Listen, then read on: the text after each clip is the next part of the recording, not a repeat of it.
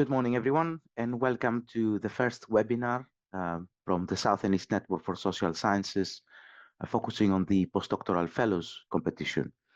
As you might have already heard, we will be recording this webinar, posted on our website and YouTube channel for future reference. We will be holding another further 3 webinars later in the year, just before the deadline, 2 in December and 1 in January, which we will be providing additional information. I also need to apologize for my voice today, as you might hear, is a bit husky. That's probably the right expression. I'm battling with a cold, but I should be able to deliver the full webinar. I'll start with one disclaimer this webinar. And the disclaimer is that the SRC has delayed the launch of this competition.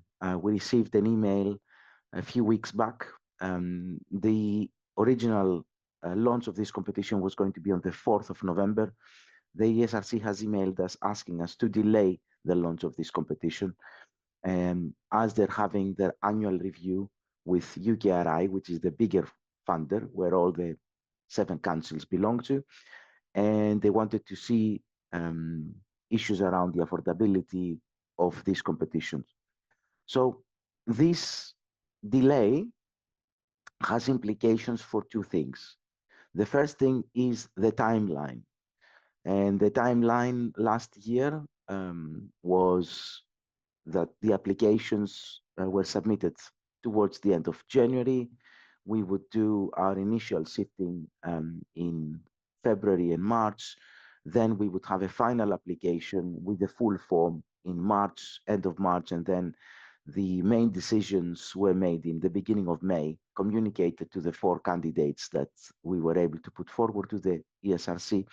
And from that point until the 22nd of July, when it was the actual ESRC deadline, I would work with the candidates to ensure that their applications were spot on and there were no comments from the ESRC. So the delay of this competition has implications for the timeline, and you will see that whenever there is a date, I have removed that date and I have substituted with to be confirmed. It also has implications with regards to eligibility, because the ESRC very clearly suggests that whoever is eligible for this competition shouldn't have more than 12 months of postgraduate research experience post their PhD. So the eligibility remains again uncertain, because it will be determined by when the deadline for this competition will be set by ESRC. So with that disclaimer, I'll move forward. And of course, as the ESRC provides us with additional information, all that information will become available either through the guidance, or I'm hoping to be able to be more specific on those dates in the future webinars. What I'm going to be covering today is, first of all, why do a postdoctoral fellowship? Why do you select SENSS? Then talk a bit about the application process. And one crucial element of this process is identifying and working with a mentor and finding a mentor. So first of all, why do a postdoctoral fellowship? Now, obviously, there are various options once someone finishes their PhD. The typical PhD should be giving you the opportunity to work not only within the academia, but also the outside the academia. But the postdoctoral fellowship is one route that you can maintain your relationship with the academia and at the same time develop additional skills. So it generally provides additional time to write up publications, articles, monographs, depending on your disciplinary perspective, policy papers. And in our requirements for evaluating the proposal and ESRC requirements for evaluating the proposal, you will see that we're looking for value for money when it comes to publications.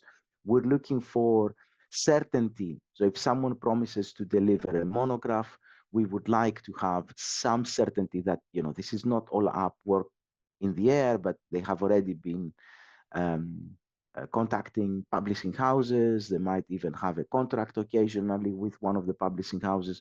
So it's really, really important to give us confidence that, the right type of publication has a solid plan and you know exactly how to deliver. And then also extend your network, because obviously you will get the opportunity to work with a mentor. The mentor should not be your PhD supervisor. It should be someone else. And you will see further down in my presentation that SENSS is actually requesting to have two mentors from two different institutions. So we will be giving you the opportunity to have a main mentor from your home institution as a postdoctoral fellow, and also an additional mentor from one of the other SENSS institutions. But also, the fellowship has a relatively generous allowance, which so far is about £10,000 for you to do additional work, conferences, workshops, things like that. So that allows you to work and extend your network. The postdoctoral fellowship also gives you the opportunity to work with a range of experienced colleagues, in the sense that you will be a full-time member of staff in your host department. It's almost like being an employee, it's almost like being a lecturer, but the key focusing is on your postdoctoral fellowship. With your colleagues there, you will be getting access to all the resources like the research support office from the various institutions, in order for you to develop additional grant proposals, to develop additional postdoctoral fellowships. Just to give you one example, one of our postdoctoral fellows from the first cohort, we're running currently we're in the second cohort. One of the fellows in the first cohort, she basically worked with colleagues at her home institution, and at the end of her fellowship, she has actually secured a Marie Curie fellowship to continue her work on the area she's been working on. What it also gives you is the opportunity to develop engagement and impact activities.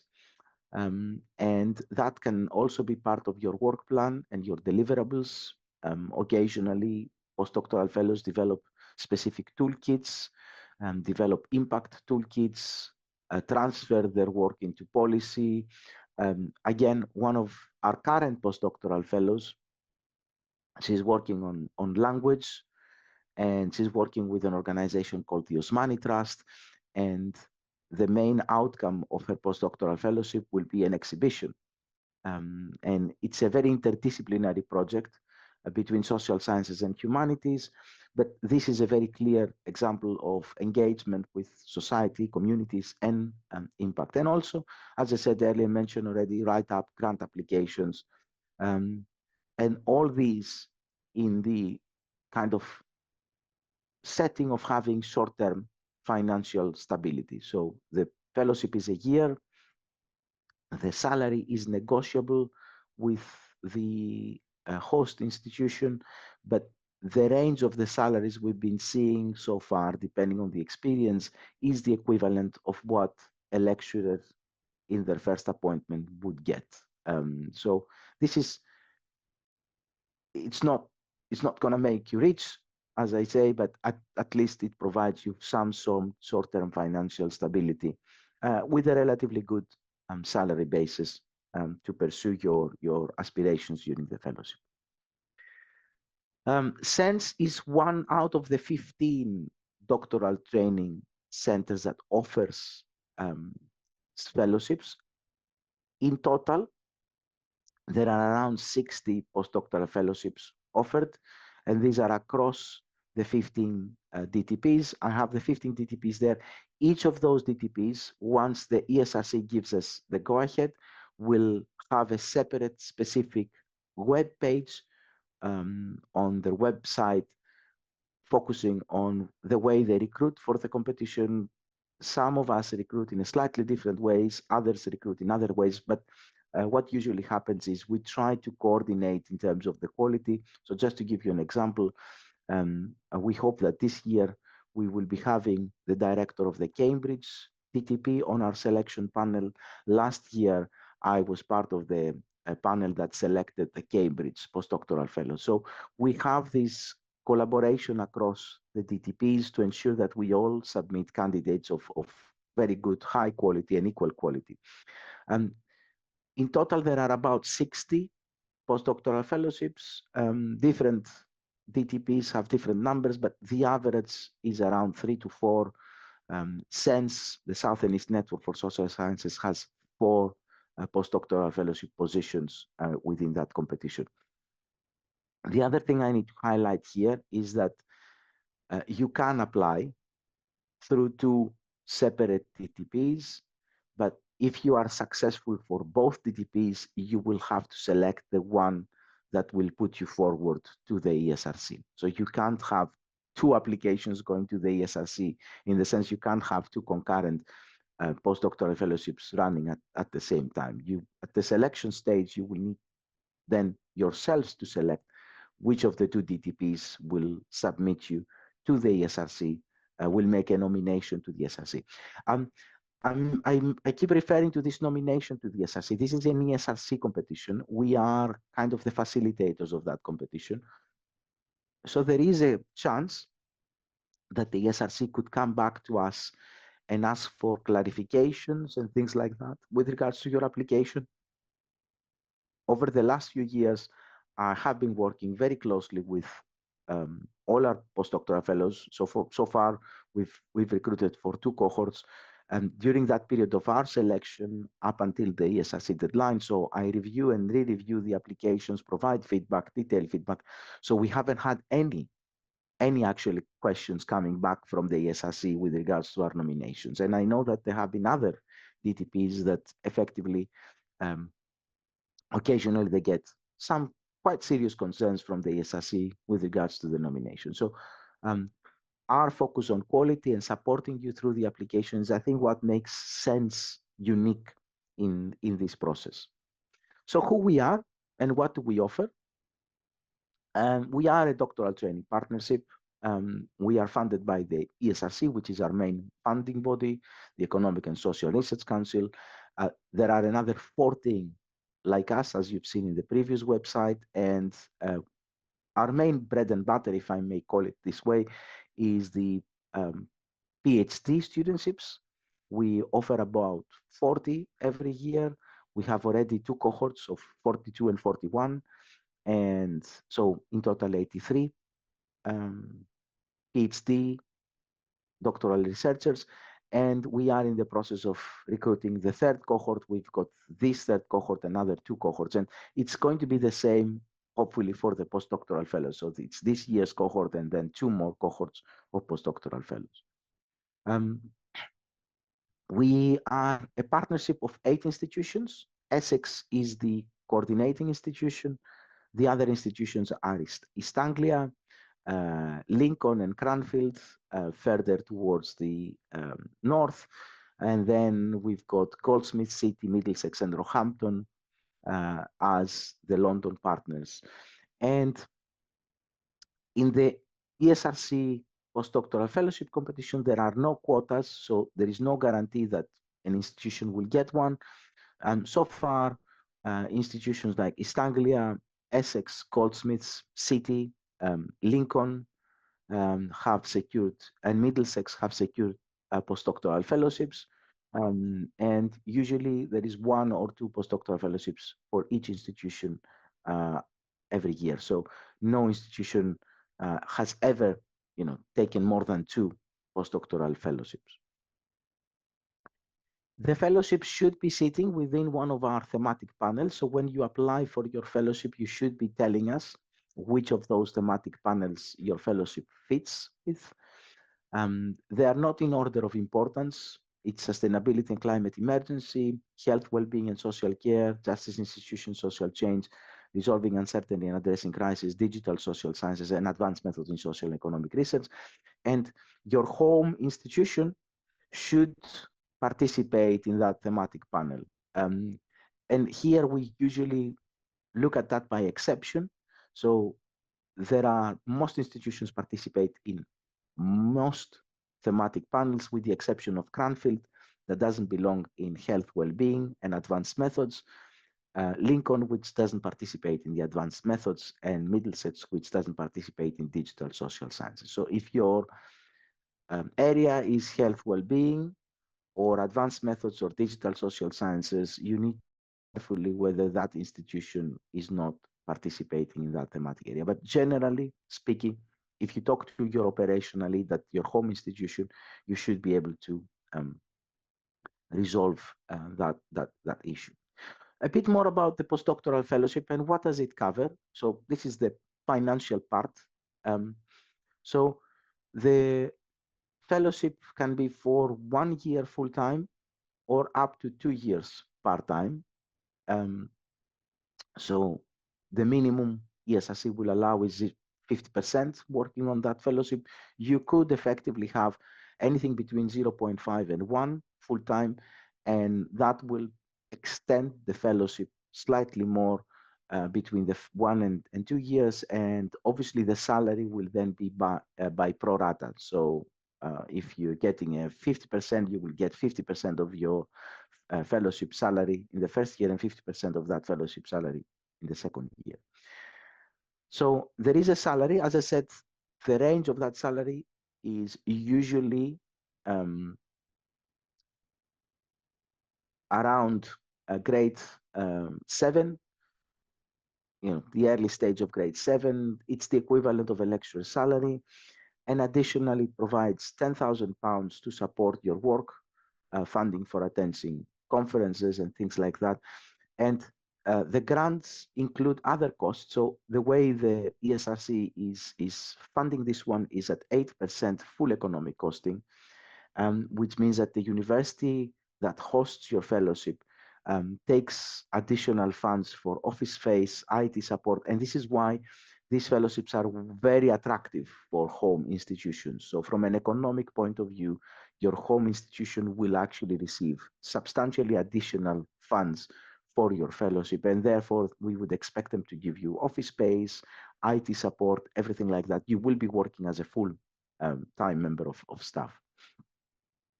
Now, this is the eligibility, which is, as I said earlier, has some question marks. The main thing that you need to be aware is that you need to complete your PhD at a UK university. You should have completed your PhD at a UK university. It doesn't have to be a member of SENSS. It doesn't have to be a member of any other TTPs. It could be any university within the UK, and that makes you eligible. And usually the expectation is that you have been awarded your PhD or have passed your viva with either no changes or very minor changes by the application deadline. So that's by usually the 22nd of end of July.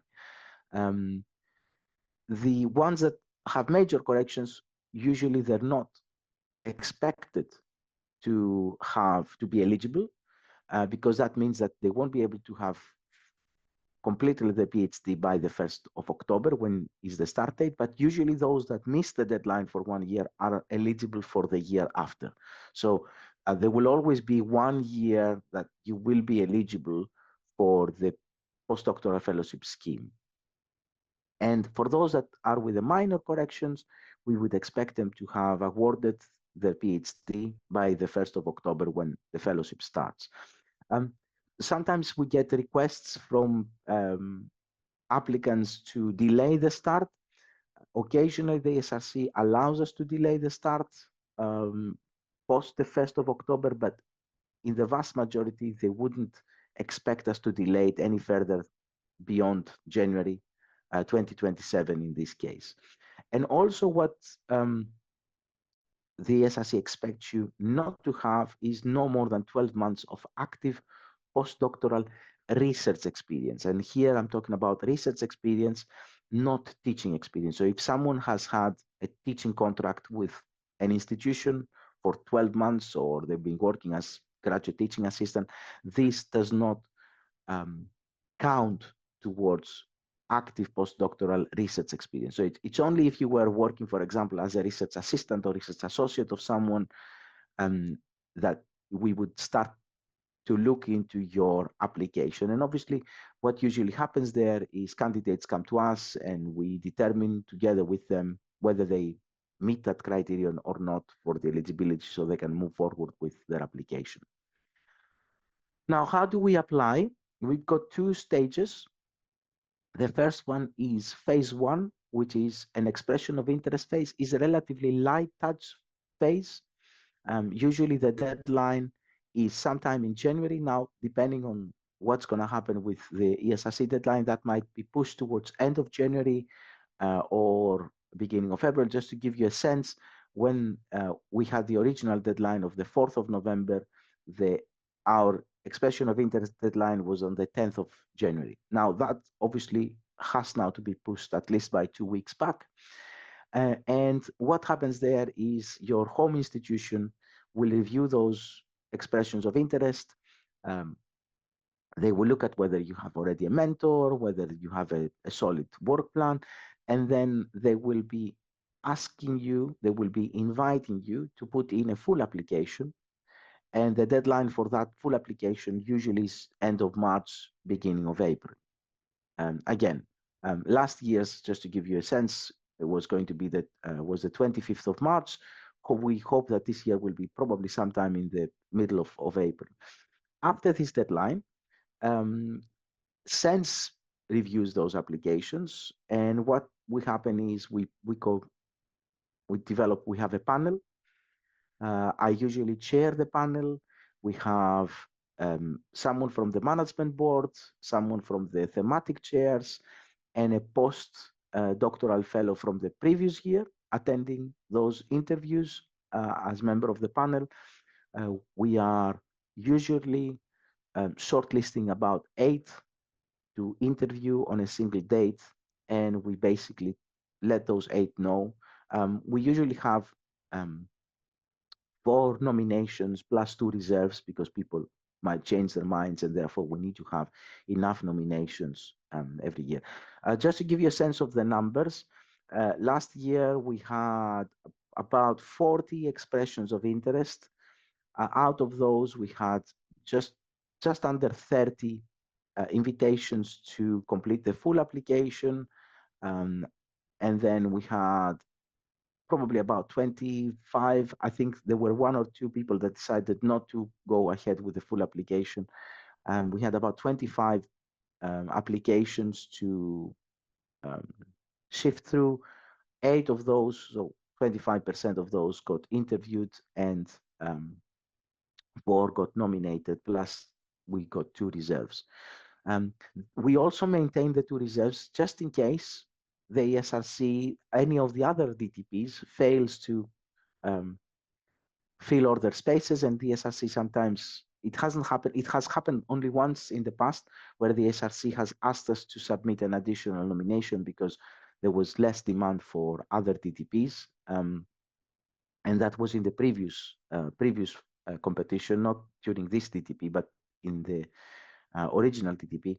And in this sense, we always maintain a couple of reserves, and reserves usually know by mid-August whether they stand any chance of moving forward with their application nomination or not. So you still have certainty before the start of the next academic year. So in terms of the phase 1, which is the expression of interest, my suggestion would be, once we make the documents available on the website, make sure that you're eligible to apply, and we can discuss that eligibility if there are any question marks. In the meantime, I think what you need to start doing is to avoid losing any time, because I know sometimes people have competing deadlines. Start thinking about your topic and your program of work. The main aim of the fellowship is to give you an opportunity to consolidate your PhD. So in a sense, the ESRC does not allow for new additional work to take place. It only allows for consolidation of existing work, and a very small proportion, not more than 25% of new work to be added. So in that program of work, you shouldn't be claiming, oh, I'm going to go out and conduct another 15 interviews, or send out 3 more questionnaires, or collect data or evidence. It's more about consolidating what you already have. And also, at the same time, which is very important, identify the academic who will be mentoring you at the home institution, and talk to them about the second mentor, because they are going to be instrumental in ensuring that you've got the most appropriate mentor. And once you've got all that, you can then submit your expression of interest. As I said, it's not a very detailed application, but it's more about demand management and ensuring that we give institutions the opportunity to select the ones that they want to put forward. From an institutional point of view, the postdoctoral fellowship means a commitment, because what they will then do is they will pay your salary. Well, they will receive the money from the SRC, but they have to kind of do all the administration and everything like that. The home department will have to effectively, the head of department will have to write a letter confirming that they're happy to accept you as a postdoctoral fellow in that department. So what we try to do with the expression of interest phase is ensure that whoever is being put forward has already the confirmation and the agreement of the host institution. And if you don't submit an expression of interest, you won't be permitted to submit a full application. So as you can see there, the deadline for last year was 10th of January, and we invite applicants to develop a full application. And you can apply only to one SENSS university. But as I said, you can submit to other ESRC DTPs. You need to tell us you're doing that so we can coordinate with the other DTP in terms of the selection process. We usually, as I said, I usually chair the selection panel. There is an interview which lasts about half an hour to 45 minutes, asking you questions around your work schedule, your aspirations and things like that. And we expect you to start your postdoctoral fellowship by the 1st of October. Now, what are the aims and objectives from the SRC perspective? First of all, is to consolidate your work and produce publications. So you can establish a track record. The second one is engagement with audiences and build networks, possibly collaborate with users through an internship or a placement. You could have an integrated placement. We also expect you to identify training opportunities, develop funding proposals, carry out limited research. If there is an opportunity for teaching, we do allow that as well. And research visits to other international research organizations. So you could utilize the £10,000 to spend, I don't know, 3 months in an international organization. What I always say here, and it's actually crucial to get it right, is the balance. One of the main criteria we use to evaluate the work plan is the feasibility. So the danger there is that occasionally candidates overpromise or underpromise. So what we sometimes see is work plans that tell us they will produce 10 publications within 1 year, which is almost very, very difficult, almost impossible to do. And we also have, other work plans say, oh, I will develop a monograph, but I haven't yet spoken to any publishing house. I haven't yet discussed it with anyone else. So it's really important that you get that balance round. I'll pick the question in a minute, Nurul, and I'll tell you how the process will work out. Just to finish with the criteria there. So we look at the quality of the work program and the value for money. We look at the mentorship arrangements, the impact and outputs. If there are ethical issues for your proposal, how have you considered those? And if there is new data developed, whether there is a clear data management plan. Right. I'll read the question for the purposes of the recording. Will there be one round of interviews or more? There is one round of interviews. So the process is expression of interest, roughly 40 candidates every year, invitation to submit a full application. Out of that, we've got about 30 every year. Panel phase, which is shortlisting. Out of those 38 candidates, we usually arrange for all the interviews, those 8 interviews, to be conducted on the same day. So it's almost like a selection process for any academic post. We spend the whole day interviewing. The last few years we've done it over Zoom, so we can minimize expenses and we can basically ensure that candidates who are working remotely, they can attend those interviews. The interviews take place on the same day, and then usually um, what happens is we just wait a couple of days for approval from the management board. I write a report after the interviews with the nominations. I present that report to the management board, and the management board gives me the go-ahead. I tell everyone, successful or unsuccessful, the outcome, whether they are successful and they will be nominated, whether they are on the reserve list, or whether they are unsuccessful. And I always provide detailed feedback on the application in case the candidate wants to recycle that application for other postdoctoral fellowships. So one crucial element of this process as part of the networking is the finding a mentor stage. And we do require that every fellow has 2 mentors. One has to be based at the home university, and the second one has to be based at the different SENSS university. My suggestion is you do this sequentially. So you approach your mentor first, your first mentor, and then in collaboration with them, you decide who is going to be the second mentor.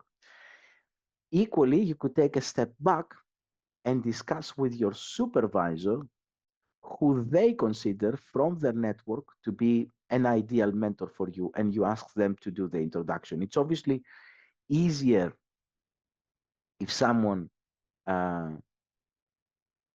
acts as kind of does the introduction for the fellowship, because academics will talk to each other in a different way, and the supervisor can build your case to the mentor, and the mentor can then see whether they have availability.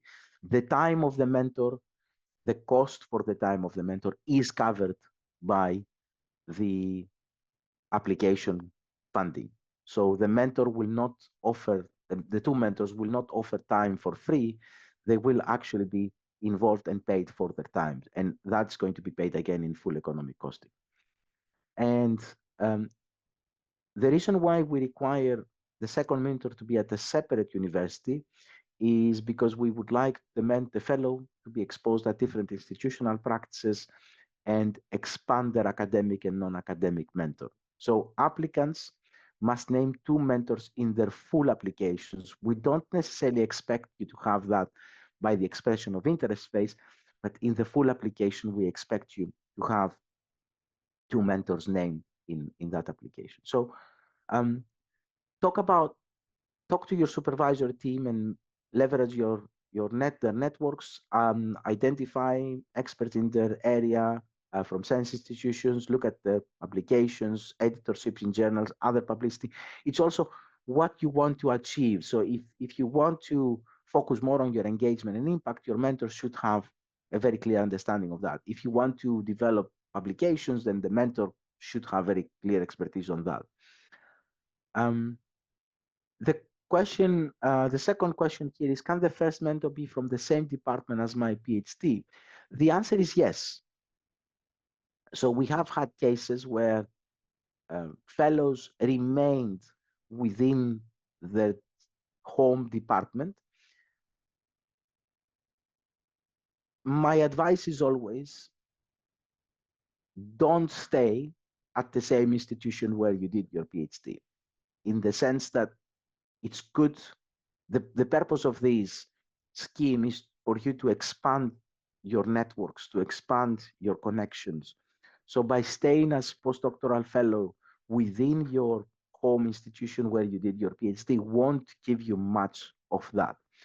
Obviously, if within your home institution there is a world leading scholar an academic who is basically very well known, and you can make an argument why that person is an ideal mentor, nobody's going to object to that. So we're not saying you don't do it, you're not eligible to do it. What I'm suggesting is try to see whether through the fellowship you can also expand your network and you can make new connections. When you contact potential mentors, it's important to address them properly. Again, tell them something interesting. It's almost like trying to find a PhD supervisor, and also tell them a bit why you want them to be your mentor. What are your expectations from them, so they can fully understand what is going on here and why they might be a very good candidate for acting as mentor. As I said, from an economic point of view, there is an incentive for the mentor because their time will be remunerated. So it's going to be part of the workload allocation. They're not going to do it for free.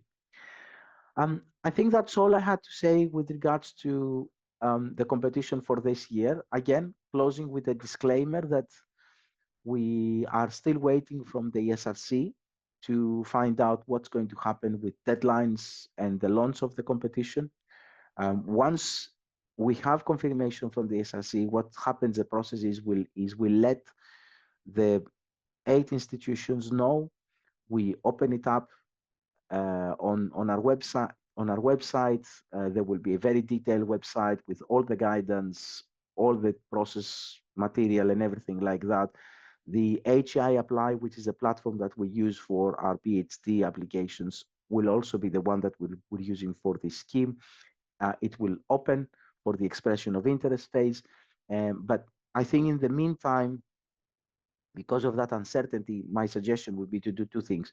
Start exploring informally who could be your mentor, talk to your supervisor about that, and also start thinking about your work plan and putting the work plan together, and what are the deliverables, what is the timeline throughout the year, what kind of resources you need in order to deliver the fellowship, the outcome of the fellowship. I'll stop here, and I'll stop sharing just to make sure that I got a better view of whoever is in the room. I'm more than happy to take additional questions. If you want, you can either type them on the question and answer, or you could raise your hand and come on mic. It's up to you, the way you would like to do it.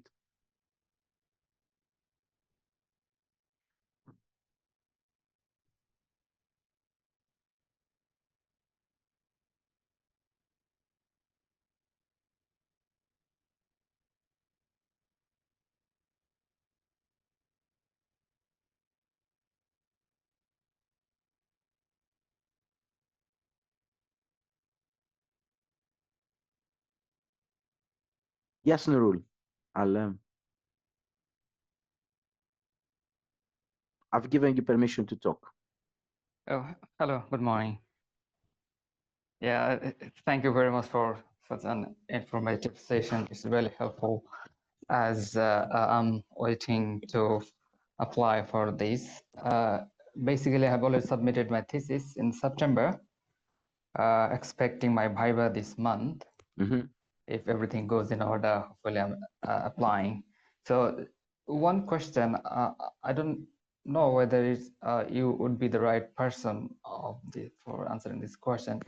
It's about, is this postdoctoral fellowship would be counted for global talent visa, this sort of thing? That's what I was kind of wondering. Who can be the right person to? My understanding is that it does what usually happens. It gives you a tier 4 visa. The university, the host institution, will act as your sponsor in the same way, and I think post the fellowship, it does allow you for up to 2 years residency in the UK. I think that's, if I remember correctly, the regulations we used with other international students in the past. And of course, unlike the student-led competition where we have an ESRC quota. There is no quota for international applicants for this competition. So, it doesn't, it's not that out of the 4, only 2 can be international. We can have 4 international applicants nominated to the ESRC. Okay, thank you. And thank you very much.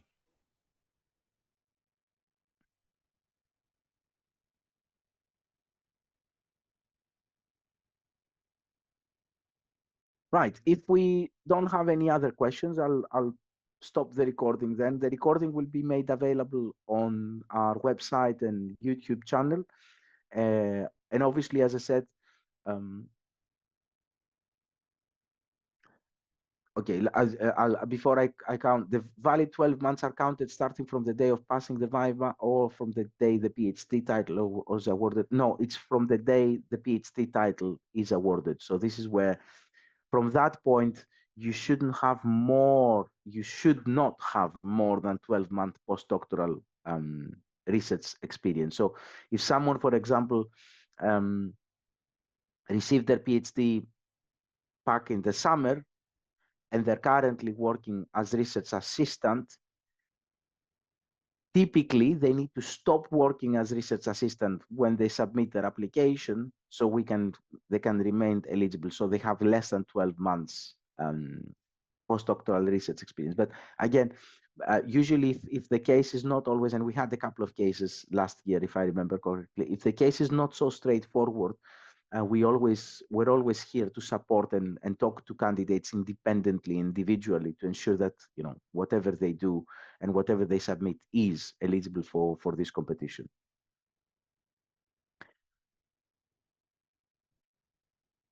Right, I will stop the recording then. As I said, the recording will be made available through our website and YouTube channel. There are 3 more webinars like this one, where I'm hoping that by the time I'll deliver the next one, we'll have clarity on the dates as well, and I'll post the dates on the slides.